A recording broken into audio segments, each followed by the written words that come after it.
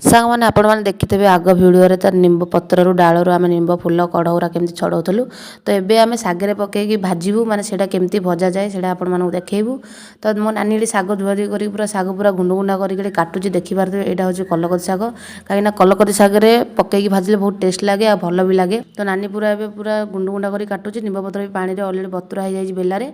तो साग तापर आ गोटे बैगण पड़ो तापर पियाज कंचा लंका यहाँ सब पड़ो। तो यहाँ काटा होगी पूरा आगु रखा जाइए। निंब कड़टा तो पानी रे मो नानी आगु 5 मिनट बतुरा जाइए ठीक अच्छे से बतुरा हम। तापर एपटे कड़े जीरा सोस फुटेकी एवं लंका पियाज पूरा बघारी दूसरी ठीक अच्छे। तापर पड़ो ये टिके पियाज नाली टिके आसला खुण तापर बैगण गुरा मो नानी पकेब। बैगण पकई सारापर बैगण उपर टिके नाकु लुण टिके नाकु हल्दी पकईदेवे। तो टिके नाकु एपट सेपट मात्र 1 मिनट भितर करदे। तापर निंब खड़ पकईदेवे माने बैगण टिके 1 मिनट भितर निंब खड़ पकई तापर एपट सेपट टिके करदे।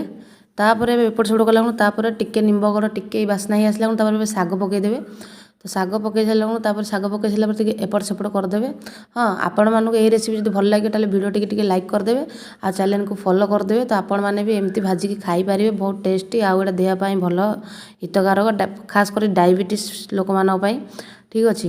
तो टोटाली घोरेबेनि आपको टोटाली सेमती आगा भाजबे घोरेकी भाजबेनि कहीं घोरेकी भाजले बैगण जो कईछिणिया माने बास्नाटा से मैंने बेसी ये हम बैगणटा पूरा पत्थर भाया रही भल लगे। तो एमती आगे न घोरेकी भाजबे ठीक अच्छे। तो आमर ए साग हो आसला।